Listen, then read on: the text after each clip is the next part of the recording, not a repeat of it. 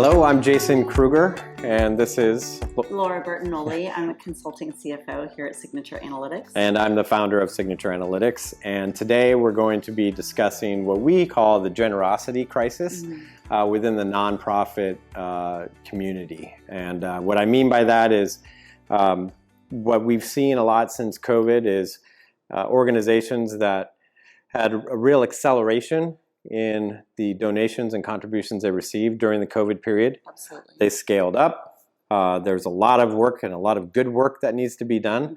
And then we saw a pretty significant drop off with a number of organizations in the level of funding that they were receiving since then.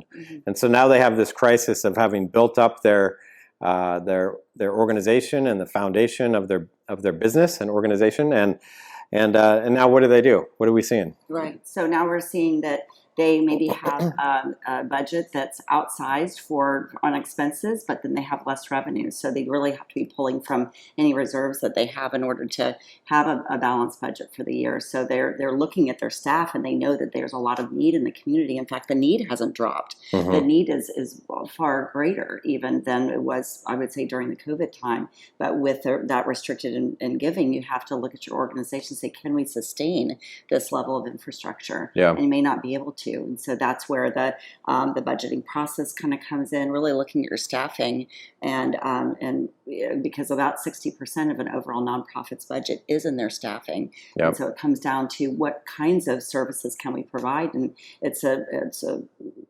difficult thing actually when you see the need out there. You're not sure if you can meet it by yourself. And so we do even see some nonprofit organizations collaborating with other service providers, knowing that there is that great need and how can they be more efficient in the service offering. And what would you say that you've seen successful organizations, how have they navigated this successfully? The way that I've seen them navigate it successfully is really have that great executive team and board engagement, where the board is really looking at the level of reserves that are required for the organization to be sustainable. So 3 to 6 months of reserves, and having that set reserve policy, and really acting on their fiduciary responsibility to make sure that there's good practices in place, and then a good, nice, clean budgeting process. That's that bottoms up approach that I've spoken about before, and then making sure that there's really a good way of forecasting and planning for cash flow,